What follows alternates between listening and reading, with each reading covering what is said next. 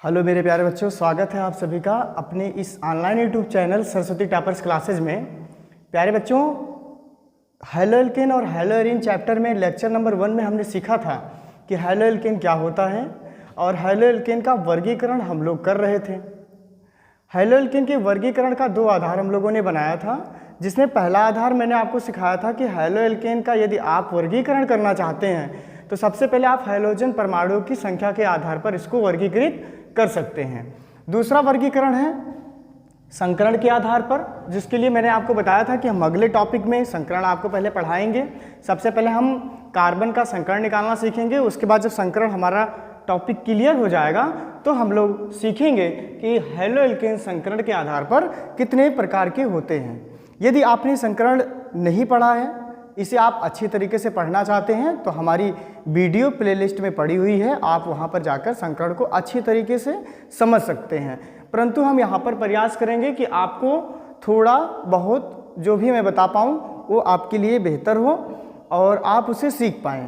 तो 3 तरीके का संकरण यहाँ पर कार्बन पर निकाला जा सकता है, क्योंकि कार्बन अधिकतम 4 ही बंध बनाता है और कार्बन के 4 बंध बनाने के कारण कार्बन का संकरण या तो sp होगा या फिर sp3 होगा या फिर sp2 होगा। ठीक है ना, 3 तरीके का संकरण कार्बन पर उपस्थित हो सकता है। तो मैं आपको बताऊं, यदि आपने बॉन्डिंग पढ़ी है तो आपको पता है कि कार्बन कितने बंध बनाता है। कार्बन 4 बंध बनाता है, इस तरीके से कुछ। यदि कार्बन और कार्बन के बीच का बॉन्ड सिंगल है, यदि कार्बन और कार्बन के बीच का बंध सिंगल है, तो अगर एक सिंगल है बच्चों तो उसको हम एक सिग्मा बोलेंगे, सिग्मा से रिप्रेजेंट करते हैं एकल बंध को। ठीक है ना। यदि carbon to carbon, carbon to carbon double बंध है ना, डबल बॉन्ड है, तो ऊपर वाला सिग्मा होता है और नीचे वाला पाई होता है। यदि कार्बन टू कार्बन ट्रिपल बंध है तो ऊपर पाई होता है और नीचे पाई होता है और बीच में सिग्मा होता है। ठीक है ना। तो जब भी बच्चों हम कार्बन का संकरण निकालेंगे तो हमेशा सिग्मा की गिनती करेंगे, पाई की गिनती नहीं करेंगे। कभी भी संकरण को निकालते समय हम पाई बॉन्ड की गिनती नहीं करते हैं, हमेशा सिग्मा बॉन्ड की गिनती की जाती है। ये आपको ध्यान रखना है। तो यदि आपको ये बातें क्लियर हो गई हों कि यदि कार्बन टू कार्बन एक बंध है तो उसको हम सिग्मा से रिप्रेजेंट करेंगे, carbon to carbon double bond है तो ऊपर वाला सिग्मा होता है और नीचे वाला पाई होता है। यदि carbon to carbon triple bond है बच्चों तो ऊपर वाला पाई, नीचे वाला पाई और बीच वाला सिग्मा होता है। क्लियर है। तो आज के टॉपिक में हम बात करने वाले हैं, पूरी एनर्जी के साथ हम लोग पढ़ेंगे और आप लोग कापी और कलम लेके भी नोट्स अच्छी तरीके से बनाएं, जिससे आपके लिए एग्जाम के लिए बेहतर स्कोर कर पाएँ। क्लियर है। तो आज के टॉपिक में हम सीखने वाले हैं संकरण के आधार पर। किसके आधार पर? संकरण के आधार पर। संकरण के आधार पर हेलो एल्केन का वर्गीकरण। हेलो एल्केन का वर्गीकरण। बच्चों, संकरण के आधार पर हेलो एल्केन 3 प्रकार के होते हैं। sp3 संकरित हेलो एल्केन, sp2 संकरित हेलो एल्केन और sp संकरित हेलो एल्केन। कौन कौन से होते हैं? sp3 संकरित हेलो एल्केन, sp2 संकरित हेलो एल्केन और sp संकरित हेलो एल्केन। ठीक है ना। तो चलिए देखते हैं। पहला हम लोग क्या लिखेंगे? sp3 संकरित हेलो एल्केन,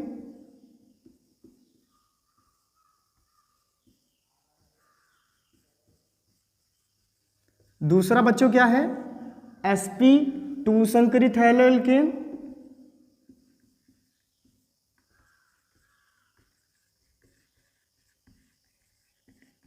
और हमारा जो लास्ट है वो है sp संकरित हेलो एल्केन।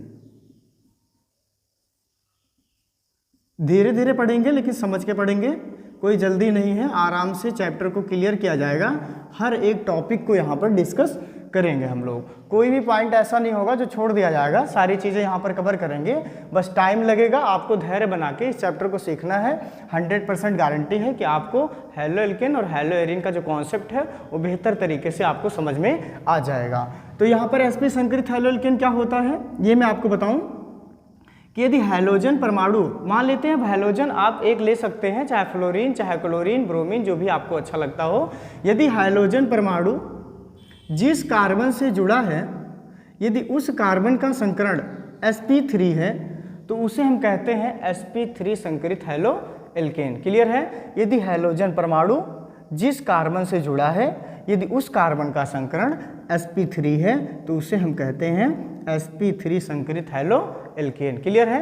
तो sp3 होने के लिए कितने बंध की आवश्यकता पड़ती है बच्चों?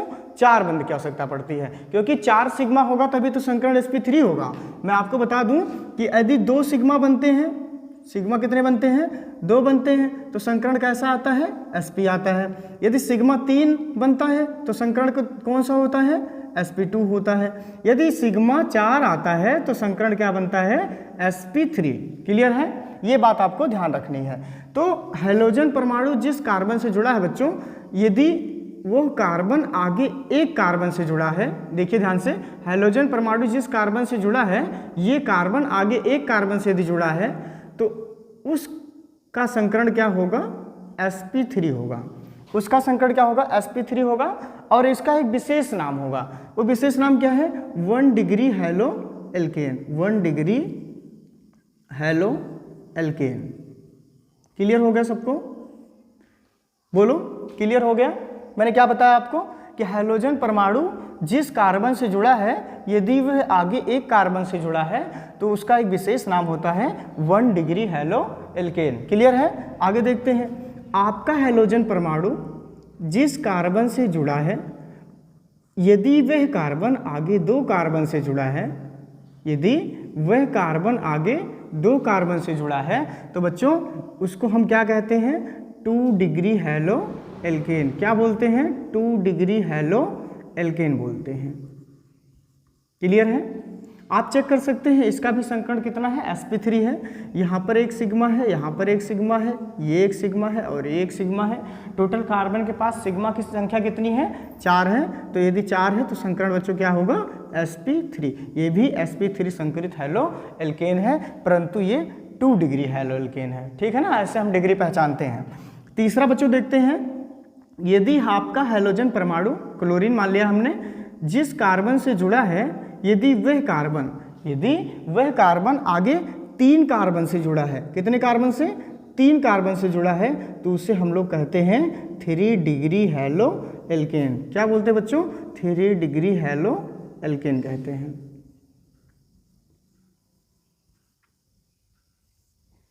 ठीक है ना? यहाँ तक बात क्लियर हुई? मजा आया? ठीक है? कैसे सीखा हम लोगों ने? यदि आपका हैलोजन परमाणु जिस कार्बन से जुड़ा है, यदि वह कार्बन आगे एक कार्बन से जुड़ा है तो 1 डिग्री हैलो एल्केन। यदि आपका हैलोजन परमाणु जिस कार्बन से जुड़ा है वो आगे 2 कार्बन से जुड़ा है तो उसे हम क्या बोलेंगे? 2 डिग्री हैलो एल्केन। और आपका हैलोजन परमाणु जिस कार्बन से जुड़ा है, यदि वह आगे 3 कार्बन से जुड़ा है बच्चों, तो उसे हम क्या बोलेंगे? 3 डिग्री हैलो एल्केन। तो हम लोगों ने क्या सीखा कि sp3 संकरित जो हैलो एल्केन होते हैं वो मुख्यतः 3 प्रकार के होते हैं, 1 डिग्री, 2 डिग्री और 3 डिग्री। तो हमने sp3 संकरित हैलो एल्केन की सीरीज देखी। अब हम डिस्कस करने वाले हैं sp2 संकरित हैलो एल्केन कैसे बनता है और क्या होता है। ठीक है ना? तो चलिए देखते हैं। आपका हैलोजन परमाणु जिस कार्बन से जुड़ा है, यदि वह उस कार्बन का संकरण sp2 है, ठीक है ना? आपका हैलोजन परमाणु जिस कार्बन से जुड़ा है बच्चों, यदि उस कार्बन का संकरण sp2 है तो उसे हम कहते हैं sp2 संकरित हैलो एल्केन। ठीक है ना? तो चलिए देखते हैं हम लोग। यहां पर चेक करेंगे कि कार्बन का संकरण कितना है। आपको निकालना सिखा दिया है ना? आपको निकालना कैसे सीखना है कि सिग्मा गिनती करना है। आपको सिग्मा गिनती करना है। तो यहाँ पे सिग्मा कितने हैं? एक सिग्मा ये है, इसमें एक सिग्मा ये है, 2 हो गया, नीचे वाला पाई है। केवल हमें कार्बन के चारों तरफ के बंध को देखना है। ठीक है ना? और यहाँ पर कार्बन और हाइड्रोजन के बीच का कैसा बॉन्ड है? सिंगल बॉन्ड है। ठीक है ना? सिंगल बॉन्ड है, यहाँ पर सिंगल है तो एक सिग्मा यहाँ पर भी हो गया। टोटल सिग्मा कितने हो गए? 3। यदि 3 सिग्मा होते हैं बच्चों तो फिर संकरण क्या होता है? sp2 होता है। तो ये क्या हो गया? sp2 संकरित हैलो एल्केन। ठीक है ना? ये एग्जाम्पल किसका है? sp2 संकरित हैलो एल्केन का। मैं आपको पूरी कोशिश कर रहा हूं कि आपको यहाँ पर सिग्मा के अकॉर्डिंग संकरण समझा पाऊं और शायद आप समझ भी रहे होंगे। अगर आपको अभी भी प्रॉब्लम है तो आप प्ले लिस्ट में जाके सबसे पहले आप संकरण वाला वीडियो देखें, उसके बाद जब आपका संकरण का टॉपिक क्लियर हो जाए तब आप इस वीडियो को देखें और फिर आपको ये अच्छे तरीके से क्लियर हो जाएगा, ठीक है ना। फिर अगला देखते हैं बच्चों, अगला है sp संकरित हैलो एल्केन। क्या है? sp संकरित हैलो एल्केन।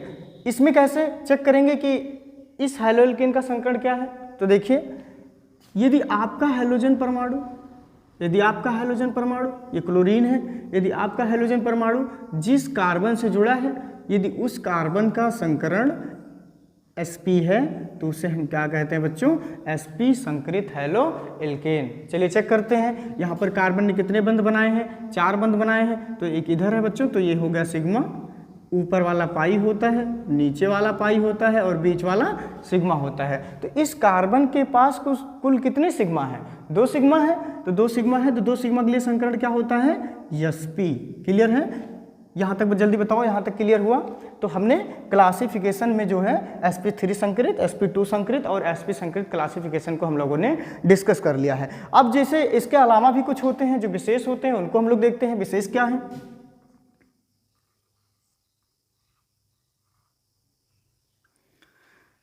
अब विशेष में बच्चों ये है कि यदि हैलोजन परमाणु जिस कार्बन से जुड़ा है उस कार्बन का संकरण sp3 है, परंतु उसके पास वाले कार्बन का संकरण यदि sp2 है तो उसका क्या नाम होगा? ठीक है ना। तो चलिए देखते हैं। आपका हैलोजन परमाणु, ये क्लोरीन एक हैलोजन परमाणु है, जिस कार्बन से जुड़ा है यदि इस कार्बन का संकरण क्या हो बच्चों? sp3 हो, परंतु उसके जस्ट पास वाले कार्बन का संकरण sp2 हो। यदि आपका हाइड्रोजन परमाणु जिस कार्बन से जुड़ा है यदि उस कार्बन का संकरण sp3 हो, परंतु उसके जस्ट पास वाले कार्बन का संकरण sp2 हो, तो उसका एक विशेष नाम होगा बच्चों। हम उसे क्या बोलेंगे? एलाइलिक। क्या बोलेंगे? Allylic halo alkane. क्या कहेंगे? Allylic halo alkane. क्लियर हुआ सब बच्चों को? चलिए इसका हाइड्रोजन बैलेंस कर देते हैं। तो यहां पर कितने हाइड्रोजन हो जाएंगे? 2। ठीक है ना।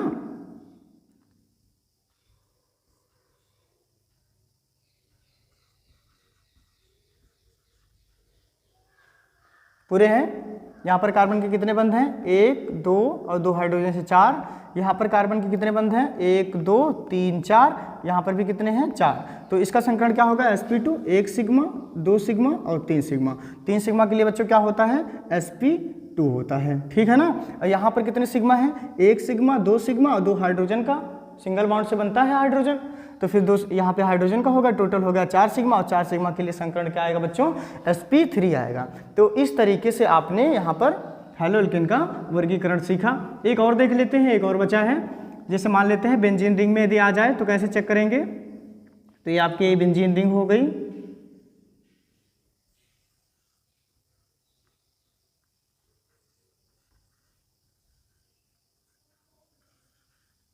क्लियर है? तो यहां पर चेक करते हैं। ये आपका हैलोजन परमाणु है। हैलोजन परमाणु जिस कार्बन से जुड़ा है उस कार्बन का संकरण कितना है?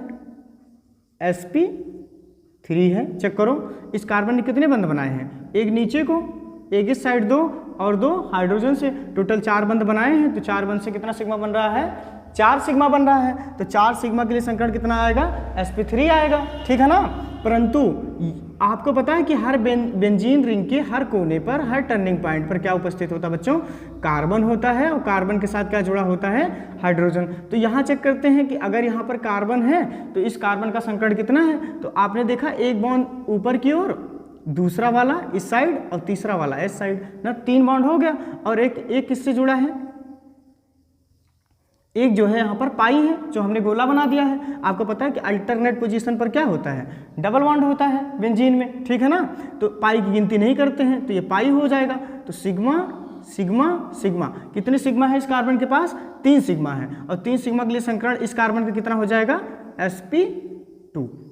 तो इस तरीके से आपने सीखा संकरण के आधार पर हैलो एल्केन का वर्गीकरण किस प्रकार करते हैं। तो आप स्क्रीनशॉट ले सकते हैं, आप नोट्स में इसको नोट कर लें। इसके बाद हम आगे की टॉपिक में डिस्कस करेंगे हैलो एल्केन के विरचन की बात करेंगे, हैलो एल्केन का प्रिपरेशन मेथड सीखेंगे, हैलो एल्केन कैसे बनाया जाता है। ले लीजिए, लोग अब सीखने वाले हैं हैलो एल्केन का विरचन, किस तरीके से हैलो एल्केन का निर्माण करते हैं। तो हेडिंग लगाते हैं हैलो एल्केन का विरचन।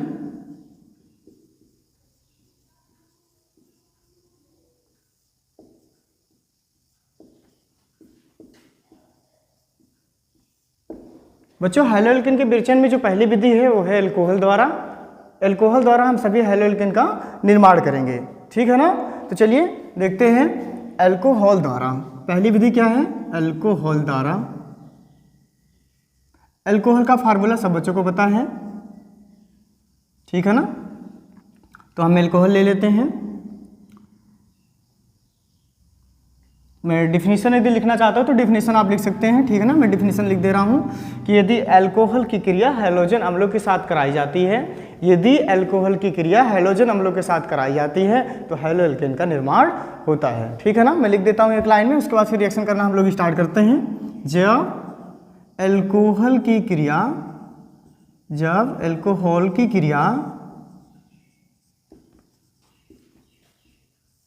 हैलोजन अम्लों के साथ कराई जाती है, हैलोजन अम्लों के साथ कराई जाती है,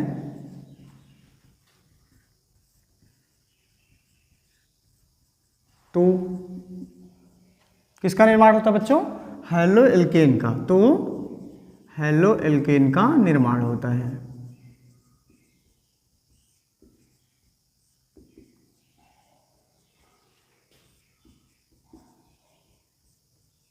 क्लियर है? तो इसको समझते हैं हम लोग फिर। तो सबसे पहले आप ले लीजिए अल्कोहल, ले लीजिए, जैसे मैंने ले लिया है मेथिल अल्कोहल CH3OH, ठीक है ना। एक और ले लेते हैं CH3OH, एक और ले लिया जाए CH3OH और CH3OH, ठीक है ना। कई प्रिपरेशन मेथड है बट आपको एक ही रिएक्शन लिखना है जब एग्जाम में आती है। तो सीखना सब है बच्चों, सब ना, सीखना सब है, बट आपको जो अच्छा लगेगा, जो आपको अच्छी तरीके से क्लियर होगा, आप वो वहाँ पे कर पाएँ। तो है, हमने यहाँ पे अल्कोहल लिख लिया है। अब बची है क्या चीज़? हैलोजन अम्ल, ठीक है ना। अब हैलोजन अम्ल देखते हैं। हैलोजन का मतलब क्या होता है? उसमें हैलोजन भी हो, अम्ल का मतलब होता है कि जिसके पास H+ आयन भी हो, ठीक है ना। तो यहाँ पर लिखते हैं HI HBr HCl और HF, तीर का निशान। ये चार रिएक्शन आपके सामने। सबसे पहले हमने क्या किया बच्चों? मेथिल अल्कोहल की क्रिया हाइड्रोजन आयोडाइड के साथ कराया। फिर दूसरे में मेथिल अल्कोहल की क्रिया हाइड्रोजन ब्रोमाइड के साथ कराएंगे। तीसरे में मेथिल अल्कोहल की क्रिया हाइड्रोजन क्लोराइड के साथ कराएंगे। और चौथे में मेथिल अल्कोहल की क्रिया हाइड्रोजन फ्लोराइड के साथ कराएंगे। यहाँ पर बच्चों देखो, सबसे पहले अगर मैं बात करूँ कि सबसे ज़्यादा इसमें क्रियाशील जो है हैलोजन अम्ल कौन सा है, सबसे ज़्यादा क्रियाशील हैलोजन अम्ल कौन सा है, कौन सा हैलोजन अम्ल सबसे पहले अब क्रिया में भाग लेगा। एक बार आप दिमाग लगाएं, फिर मैं आपको बताता हूँ कि इसमें कौन सा हैलोजन अम्ल सबसे पहले अब क्रिया में भाग लेगा। तो बच्चों यदि आपने पढ़ा होगा तो ऊपर से नीचे आने पर परमाणुओं का आकार बढ़ता है, ये आपने पढ़ा है। इसमें सबसे बड़ा जो परमाणु आकार वाला तत्व है वो है आयोडीन, और आयोडीन और हाइड्रोजन के बीच का बॉन्ड जो है सात संयोजी है, सभी सात संयोजी बंध से बंधे हुए हैं, परंतु उसके साइज में डिफरेंस है। हाइड्रोजन का साइज छोटा है जबकि आयोडीन का साइज बहुत बड़ा है, जिससे इनके बंध को हम आसानी से तोड़ सकते हैं, ठीक है ना। तो सबसे पहले जो आयोडीन है वो अब क्रिया में भाग लेगा।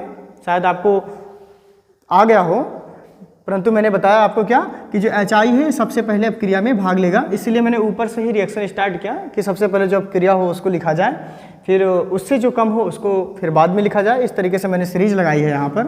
तो यहाँ पर देखो, ध्यान दो, यदि यहाँ का OH और यदि यहाँ का H, यदि इस कंपाउंड में से OH और इस कंपाउंड में से H बाहर कर लिया जाए तो फिर क्या बाहर होगा? आपको नहीं एग्जाम में ऐसे करना है, मैं तो आपको सिखा रहा हूँ, बस आप समझने के लिए आप समझें इसको कि अगर यहाँ का OH और यहाँ का यदि H दोनों बाहर कर लेंगे बच्चों तो क्या बनेगा H2O। H और OH मिलाने से क्या बनता है H2O बनता है, जल बन जाएगा। अब देखिए क्या बचा आपके पास, CH3 बचा है और क्या बचा है I, इसको भी लिख लेते हैं CH3I। इसका प्यारा सा नाम क्या है आयोडोमेथेन। क्या नाम है बच्चों आयोडोमेथेन। यदि आप IPSC नामन के लेक्चर नहीं कर पाते हैं तो बहुत ही जल्द हम आपके लिए एक वीडियो जरूर बनाएंगे कि जिससे आप ऑर्गेनिक में जितने भी कंपाउंड हैं उनका IPSC नेम लिख सकें, ठीक है ना। तो इसका नाम है आयोडो, एक कार्बन है मेथ, सिंगल बॉन्ड है तो एन। अच्छा, ये आयोडोमेथेन क्या बच्चों, ये हेलो एल्केन है। कैसे जाना हम लोगों ने, मैंने आपको शुरू में परिभाषा क्या बताया था कि जिसमें एक हाइड्रोजन परमाणु कार्बन से जुड़ा हो और कार्बन के सभी बंध कैसे हों, सिंगल हो, तो ऐसे कंपाउंड को हम क्या बोलेंगे हेलो एल्केन। हाइड्रोजन होना चाहिए, कार्बन होना चाहिए और कार्बन के साथ हाइड्रोजन जुड़ा होना चाहिए और जो भी हाइड्रोजन जुड़े होंगे वो सिंगल बंध से जुड़े होंगे, ठीक है ना। तो हमने पहला यहाँ पर हेलो एल्केन का विवेचन जो है कर लिया है, ठीक है ना। तो दूसरा करते हैं, दूसरे में भी ऐसे यहाँ का OH और इस वाले कंपाउंड का H दोनों हो जाएंगे बच्चों बाहर, तो क्या बनेगा अपना H2O। क्या बचा अपने पास CH3Br, इसको क्या बोलते हैं ब्रोमोमेथेन। क्या नाम है इसका ब्रोमोमेथेन नाम है, ठीक है ना। अगला देखते हैं, यहाँ का OH और यहाँ का H, ठीक है ना। तो क्या हो जाएगा बच्चों बाहर, यहाँ पर भी वाटर बाहर हो जाएगा और आपके पास क्या बचा है CH3Cl। क्या नाम लिखेंगे इसका, Cl से क्लोरो, एक कार्बन है तो मेथ, सिंगल बॉन्ड है एन, पूरा नाम क्या हो जाएगा क्लोरोमेथेन। क्लियर है। अच्छा, अब यहाँ पर CH3OH और HF हाइड्रोजन फ्लोराइड, मैं आपको बता दूं बच्चों कि ये रिएक्शन पॉसिबल नहीं है। अब आप कहेंगे सर ये क्यों नहीं पॉसिबल है, तो यहाँ पर मैं आपको बताऊं कि ये जो हाइड्रोजन है और जो फ्लोरीन है, ठीक है ना, इन दोनों का आकार क्या है बच्चों समान। हाइड्रोजन और फ्लोरीन का आकार समान होने के कारण इनके बीच परबल आकर्षण बल होता है, जिससे इनके बंध को तोड़ना आसान नहीं है। ये आसानी से नहीं तोड़ सकते हैं, मतलब ये अपक्रिया आसानी से नहीं हो सकती है। तो यहाँ पर इसीलिए इस अपक्रिया को हम लोग नहीं करेंगे। तो मैं इसका कारण लिख देता हूँ बच्चों। कारण क्या है, कारण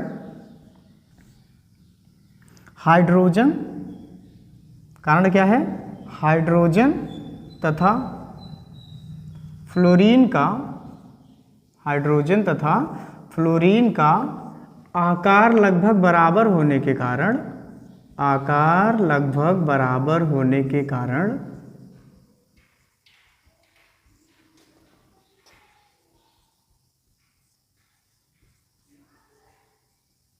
इनके मध्य परबल आकर्षण बंध पाया जाता है या परबल आकर्षण होता है, ठीक, तथा हाइड्रोजन बंध उपस्थित होता है। कौन सा बच्चों, हाइड्रोजन बंध भी उपस्थित होता है।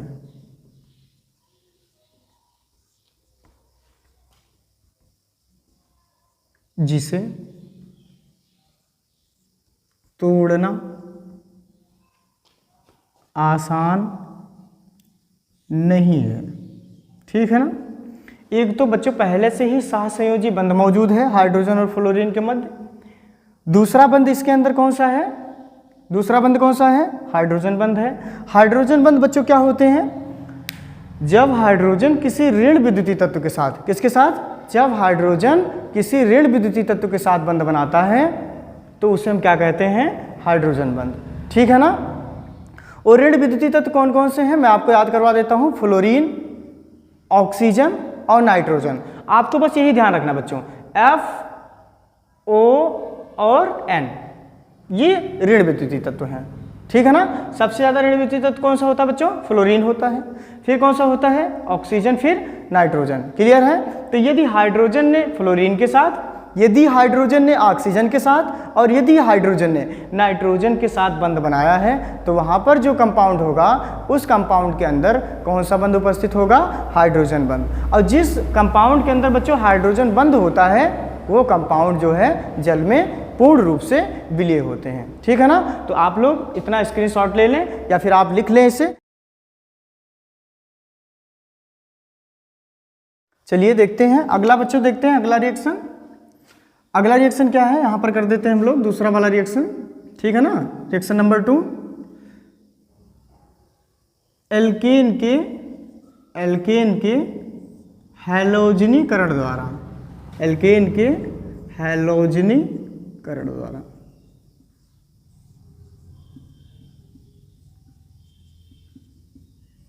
क्लियर है? तो एक प्यारा सा एल्केन ले लेते हैं बच्चों। आपको क्लियर है कि उस एल्केन का नाम क्या है, मीथेन। ठीक है ना, मैं एक एल्केन लेता हूं, मीथेन ले लेता हूं। ठीक है ना, इसका नाम क्या है, मीथेन।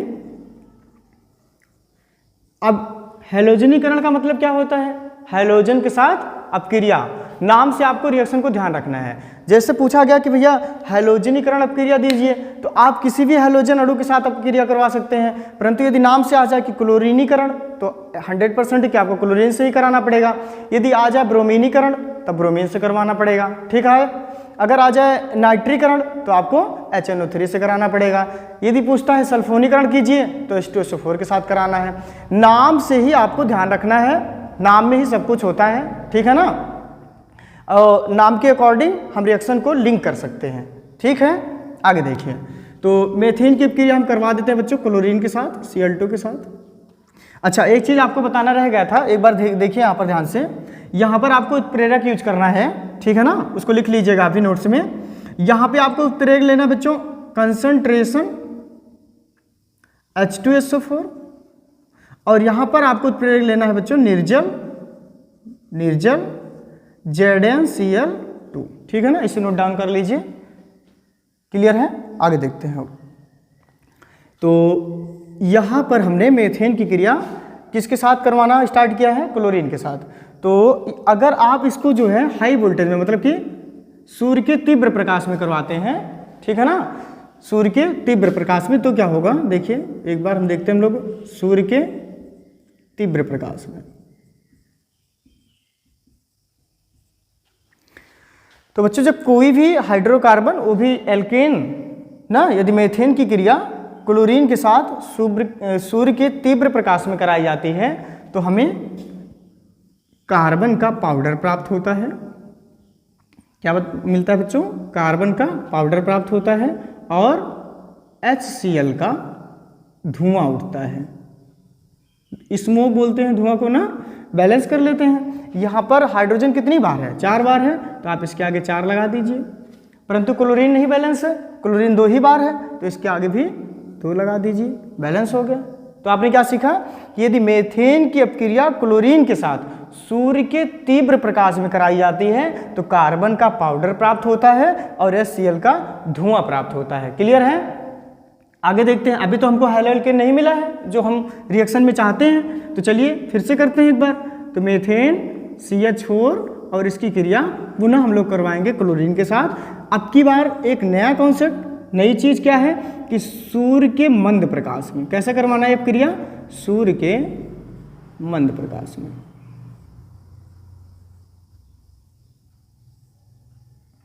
जब आप इस क्रिया को सूर्य के मंद प्रकाश में करवाएंगे, हल्की लाइट में करवाएंगे, तो हमें हैलोएल्केन प्राप्त हो जाएगा। ठीक है ना, अब देखिए यहाँ का एक हाइड्रोजन CH4 के एक हाइड्रोजन को आप ले लीजिए, और यहाँ के एक क्लोरीन को ले लीजिए।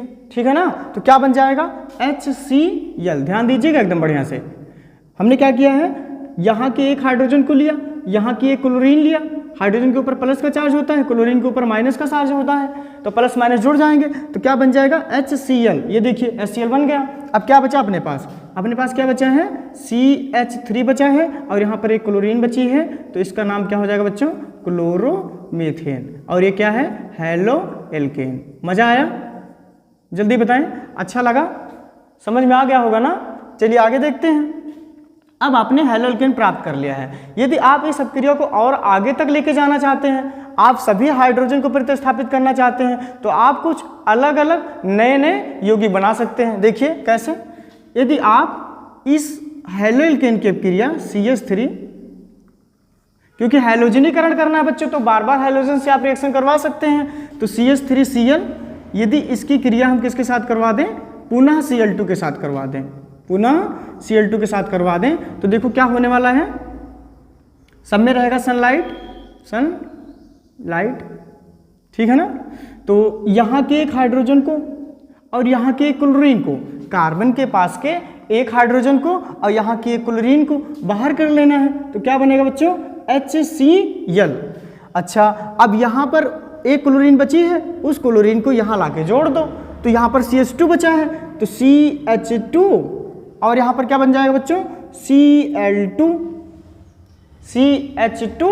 Cl2, ठीक है ना। ये क्या हो जाएगा, आपको क्या सिखाया था, मोनो, डाई, ट्राई और पॉली। यहाँ पर एक कार्बन से 2 हैलोजन परमाणु लगे हैं, तो इसको हम लोग क्या बोल सकते हैं, जैमिनल डाई हैलाइड, या फिर मोनो के बाद क्या आता है, डाई आता है ना, या फिर डाई हेलो एल्केन, जो भी आप लिखना चाहते हैं आप लिख सकते हैं, IPSC भी नाम लिख सकते हैं, नॉर्मल नाम भी लिख सकते हैं। तो die halo alkane, die halo alkane, ठीक है ना। नेक्स्ट देखते हैं, अभी इस रिएक्शन को हम आगे बढ़ाएंगे, तो इसको उठा लीजिए, CH2Cl2, इसकी क्रिया किसके साथ करवाएं, पुनः क्लोरीन के साथ कराएं, in the presentation of sunlight, in the presentation of sunlight. तो फिर क्या होगा, अभी जितने हाइड्रोजन हैं सारे हाइड्रोजन हमें हटाने हैं, ठीक है ना। तो यहाँ के एक हाइड्रोजन को और यहाँ की एक क्लोरीन को, दोनों को बाहर करेंगे, तो पुनः क्या बाहर होगा बच्चों, HCl, ठीक है ना। आगे अब यहाँ पे एक क्लोरीन बची है, उस क्लोरीन को लाके यहाँ रख दो, जिससे उसका बॉन्ड पूरा हो जाए। भाई एक हाइड्रोजन हटा रहे हैं तो उसका वहाँ पर बॉन्ड खाली है, तो उसकी जगह कुछ भेजेंगे तभी तो उस बॉन्ड को पूरा कर पाएंगे, तो वहाँ पर क्लोरीन को भेज दीजिए, तो क्या बनेगा, CH। अब हाइड्रोजन एक बचा है, अब यहाँ पर क्लोरीन की संख्या कितनी हो जाएगी, 3, ठीक। और इसका नाम क्या है, क्लोरोफॉर्म। CHCl3 को क्या कहते हैं, क्लोरोफॉर्म। इसी चैप्टर में हम लोग आगे पढ़ने वाले हैं, ठीक है ना, क्लोरोफॉर्म। या फिर क्या बोल सकते हैं, ट्राई हेलोएल्केन। इसमें हैलोजन परमाणु कितने जुड़े हैं, 3। यदि 3 हैलोजन परमाणु किसी कार्बन से जुड़े होते हैं तो उसे हम क्या कहते हैं, ट्राई हेलोएल्केन, ठीक है ना। आगे देखिए, अब इस एक बार रिएक्शन अभी और होगी, क्योंकि हाइड्रोजन की संख्या कितनी है, एक बची है, तो CHCl3 plus Cl2 in the presentation of sunlight, ठीक। तो यहाँ पे एक हाइड्रोजन बचा है, तो इस हाइड्रोजन को और यहाँ की एक क्लोरीन को आप बाहर कर लीजिए, क्या हो गया, HCl, और अपने पास क्या बचा, C, ठीक है ना। और अब क्लोरीन, एक क्लोरीन यहाँ पे आ जाएगा, तो टोटल क्लोरीन की संख्या कितनी हो गई, 4, और इसका नाम क्या है, carbon tetra chloride, carbon tetra chloride, ठीक है ना। तो आपको समझ में आ गया होगा, ये हेलोएल्केन का दूसरा विरचन था। अब सुनिए ध्यान से, यदि कोई भी अपक्रिया निम्न पदों में, मतलब एक से अधिक पदों में संपन्न हो रही है, तो उस अपक्रिया को बच्चों हम क्या बोलते हैं, श्रृंखलन अपक्रिया। क्या कहते हैं, श्रृंखलन अपक्रिया, ठीक है ना। चेन रिएक्शन, एक सीरीज बन रही है। देखिए, यदि ऐसी अपक्रिया आपको करने को मिलेगा तो आप उसको क्या नाम दे सकते हैं, श्रृंखलन अपक्रिया। तो मैं यहाँ पे कहाँ लिख दूँ, यहाँ पे लिख देता हूँ श्रृंखलन अपक्रिया। जैसे मान लीजिए एग्जाम में आ जाए कि एक श्रृंखलन अपक्रिया लिखिए ना, तो आप ये वाली अपक्रिया लिख सकते हैं, क्योंकि ये चेन टाइप है, चेन रिएक्शन है, ठीक है ना। एक के बाद एक कंटिन्यू रिएक्शन आगे बढ़ ही रही है और लगातार हमें एक से अधिक प्रोडक्ट प्राप्त हो रहे हैं। तो हमने 2 तरीका सीखा। पहला तरीका क्या सीखा, एल्कोहल द्वारा, और दूसरा तरीका क्या सीखा, एल्केन के हैलोजनीकरण द्वारा। क्लियर है। तो ये दोनों आप लिख लिए कि नहीं लिखे, भी लिख लीजिए। उसके बाद फिर हम लोग और विरचन को आगे बढ़ाते हैं। क्लियर है।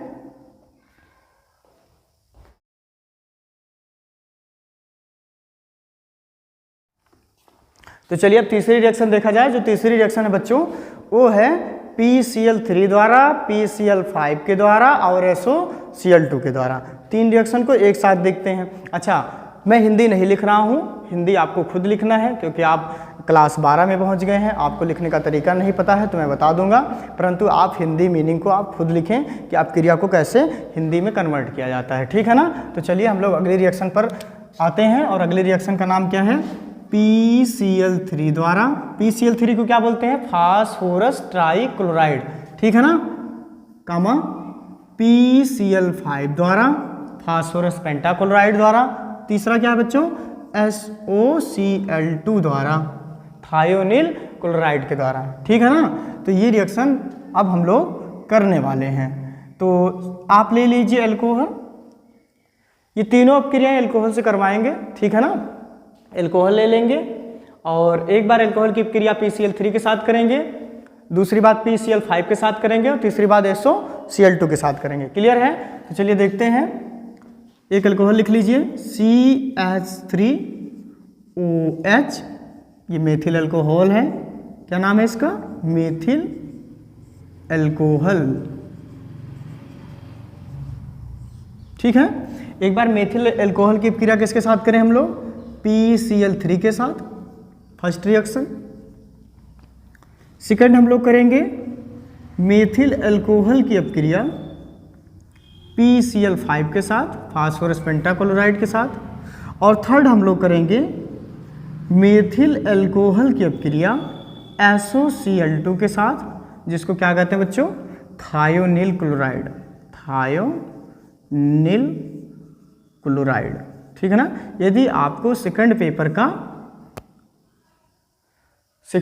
का अच्छी तरीके से पकड़ बनाना है तो सबसे पहले आपको ये करना है कि कुछ कंपाउंडों के नाम जो रिएक्शन में ज़्यादा यूज किए जाते हैं, आप प्रतिदिन 5-10 ऐसे तैयार करते रहें, ठीक है ना। मैं जितना लिख रहा हूँ उतना ही आप यदि डेली तैयार करेंगे तो आने वाले समय में आपके पास कम से कम 1000 यौगिकों का नाम आपके जहन में होगा, ठीक है ना। यदि आपको कंपाउंड के नाम याद रहेंगे तो आपको रिएक्शन करने में आसानी होगी। जैसे आपको पता है कि इसकी क्रिया इस चीज़ के साथ कराने पर ये बनता है ना, तो बैलेंस करना तो आपको आता है, लेकिन ये पता होना चाहिए कि क्या बनता है। तो बनता है तो उसका फार्मूला अगर आपको आ रहा है तो आप फार्मूला लिख दीजिए, उसके बाद बची हुई चीज़ें उठा के बैलेंस कर दीजिए, ठीक है ना। तो आप दिन प्रतिदिन आप 4, 5 या 10 जितना आपसे हो सके उतने यौगिकों का नाम आप याद करते रहें, ठीक है ना। तो आपको सेकंड पेपर समझने में आसानी होगी, कोई दिक्कत नहीं होगी, बहुत ही आसान होता है। अब देखिए यहाँ पर क्या बनेगा? CH3 हेलोल्केन बनाना है हमें। एक क्लोरीन यहाँ से ले लीजिए तो CH3Cl हो गया प्लस POCl हो गया, और इस हाइड्रोजन की क्रिया क्लोरीन से करवाएंगे तो क्या बनेगा बच्चों? HCl। तो हमें क्या प्राप्त हुआ? क्लोरोमेथेन, ठीक है ना, फास्फोरस ऑक्सीक्लोराइड ना, और हाइड्रोजन क्लोराइड। क्लियर है यहाँ तक? अच्छा, इस रिएक्शन को करने का तरीका है, उस तरीकों को मैं आप बता देता हूँ और उसी तरीके से ये तीनों रिएक्शन आप बड़ी ही आराम से कर सकते हैं। देखिए जैसे CH3OH लिखा है ना, तो आप लिखें यहाँ पर CH3O को रखें थोड़ा दूर और H को रखें थोड़ा और दूर। यहाँ पर P है बच्चों, तो P को कर दो बीच में, एक क्लोरीन इस साइड, दूसरी क्लोरीन इस साइड और एक क्लोरीन नीचे की ओर, ठीक। अब इसे ब्रेक कर लीजिए, ब्रेक कर दिया हमने, ठीक है ना। अब देखिए ब्रेक करने के बाद जो जिधर लिखा है उसी साइड आपको उसको लिख देना है। यहाँ पर क्या है? CH3Cl, ये देखिए हमने लिख दिया है CH3Cl, POCl, ये देखिए ये भी बन गया, और HCl। तो आपको अच्छा लगा ना? तो ऐसे ही आपको टेक्निक से चीज़ें करनी है, ठीक है ना। धीरे धीरे हम आपको सारी चीज़ें बताएंगे, पहले आपको अच्छे तरीके से एक बार पढ़ना है, फिर हर चीज़ की ट्रिक है, हर रिएक्शन की ट्रिक है, मैं आपको ट्रिक बताऊंगा, बस आप उसे फॉलो करेंगे और आप घंटों का काम मिनटों में और मिनटों का काम सेकंडों में कर डालेंगे। क्लियर है? तो चलिए देखते हैं, अगला करते हैं। सेम तरीका, सेम पैटर्न फॉलो करेंगे। यहाँ पर फिर लिखेंगे CH3OH, CH3OH कैसे लिखना है? दूर दूर लिखना है, हो गया। यहाँ पर P है तो P को रखें बीच में।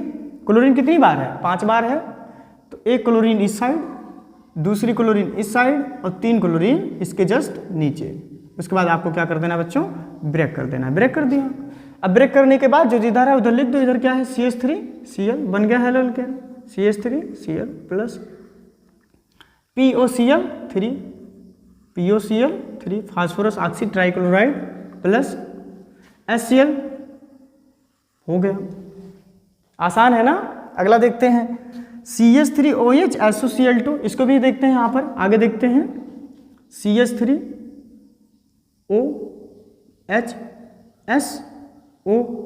SOCl, ब्रेक कर दीजिए।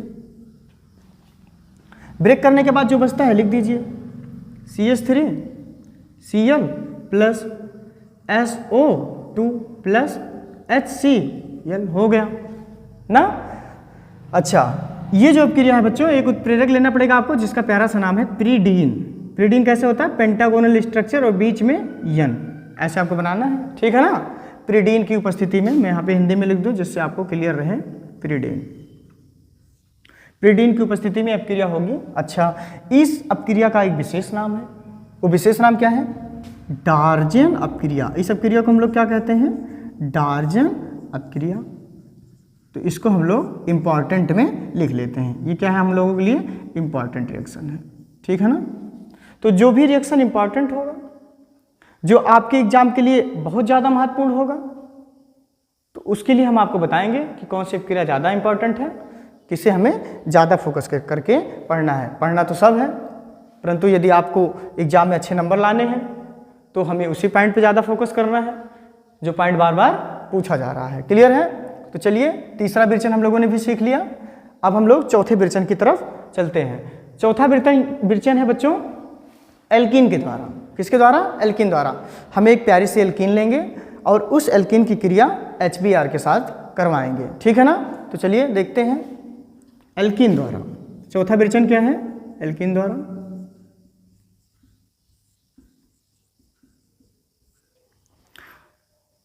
अब एल्कीन आपको पता है कि यदि कार्बन कार्बन के बीच का बंध डबल होता है तो इन लगाते हैं, यदि सिंगल होता है तो एन लगाते हैं, यदि ट्रिपल होता है तो आइन लगाते हैं। तो हमें एक ऐसा कंपाउंड लिखना है जिसमें कार्बन और कार्बन के बीच में कैसा बॉन्ड आए? डबल बॉन्ड आए। तो चलिए देखते हैं। CH2 सिंगल बॉन्ड, CH2 और सिंगल बॉन्ड CH3, ठीक है, हो गया। ये एक प्यारी सी एल्कीन है। नाम क्या है? यदि आप नाम लिखना चाहते हैं तो 1-प्रोपीन। इसका नाम क्या है? 1-प्रोपीन। डबल बॉन्ड पहले वाले कार्बन से जुड़ा है बच्चों, इसलिए हमने 1 लिया है, फिर हाइफन का साइन रहता है। 3 कार्बन है तो प्रोप लिखते हैं और डबल बॉन्ड है तो इन लगाते हैं। तो 1-प्रोपीन हमने एक एल्कीन ले लिया है और इसकी क्रिया किसके साथ करवाएंगे? HBr के साथ, हाइड्रोजन ब्रोमाइड के साथ, ठीक है ना।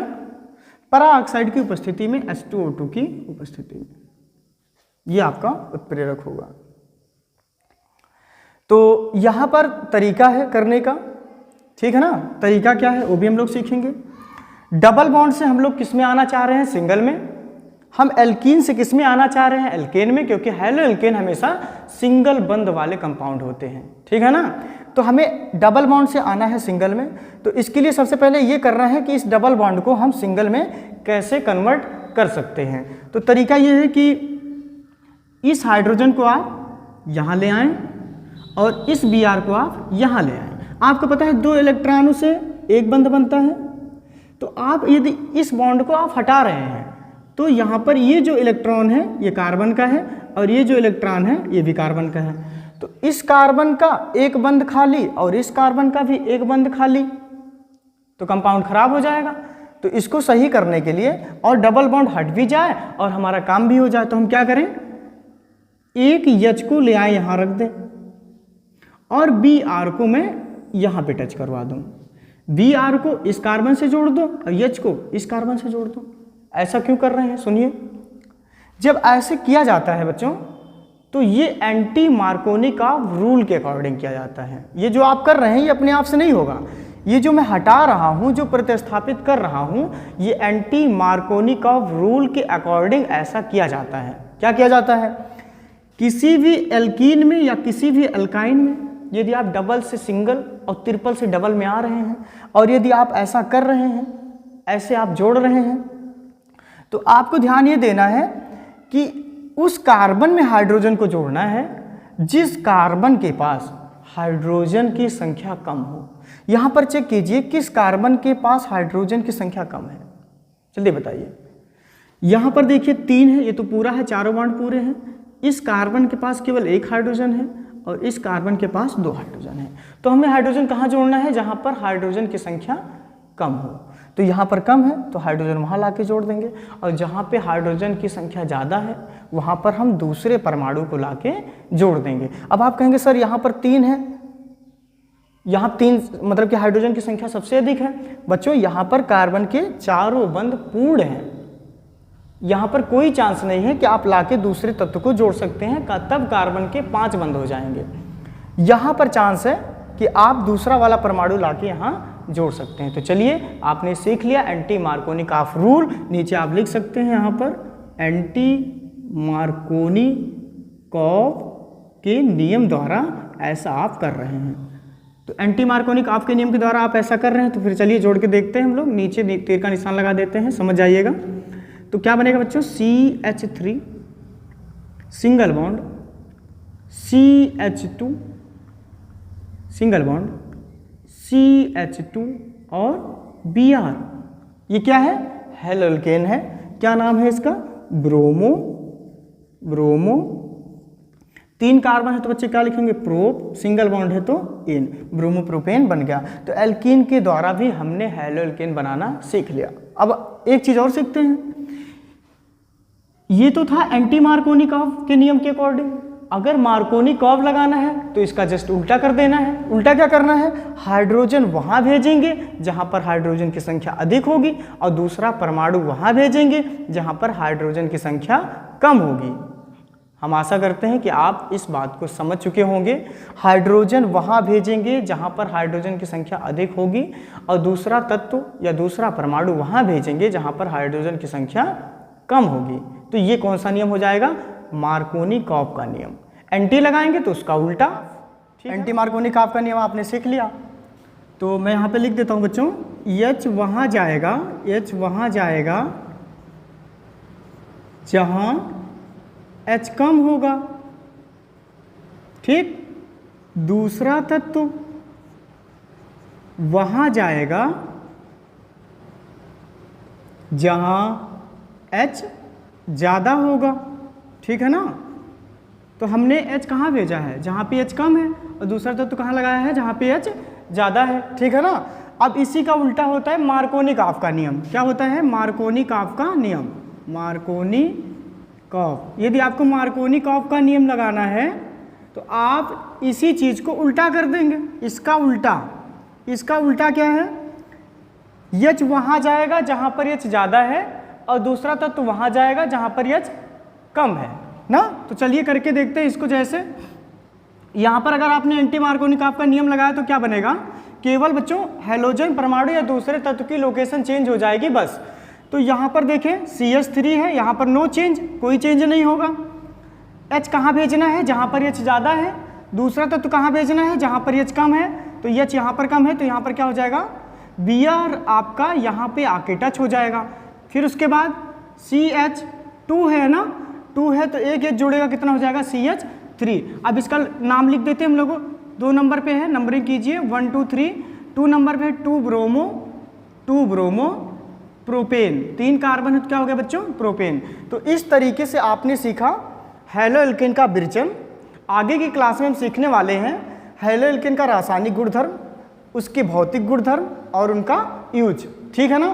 तो मैंने पूरी कोशिश की है, आशा करता हूँ कि आपको ये वीडियो बहुत ही अच्छा लगा होगा। आपने इस वीडियो के द्वारा कुछ सीखा होगा, और आप इसी तरीके से पढ़ाई करते रहें ना। अगले नेक्स्ट टॉपिक में हम लोग डिस्कस करेंगे हेलोएल्केन की, और जो भी चीज़ें बची हुई हैं सारे टॉपिक को कवर करना है। धैर्य के साथ आप पढ़ाई कीजिए, हमारे साथ आप बने रहिए, ठीक है ना। वीडियो के कमेंट बॉक्स में कमेंट करें कि आपको ये वीडियो कैसा लगा। इसी तरीके से आप वीडियो को लाइक करते रहें, शेयर करते रहें, अपने मित्रों के साथ भेजते रहें, जिससे जो बच्चे कोचिंग नहीं ले पा रहे हैं वो कम से कम इस वीडियो को देखकर अच्छी तरीके से केमिस्ट्री को सीख पाएँ, ठीक है ना। तो आप लोग खुश रहें, मस्त रहें, मुस्कुराते रहें, हंसते रहें और लोगों को भी हंसाते रहें। Thank you. जय हिंद, जय भारत। संघर्ष से बनेगा एक मजबूत भारत।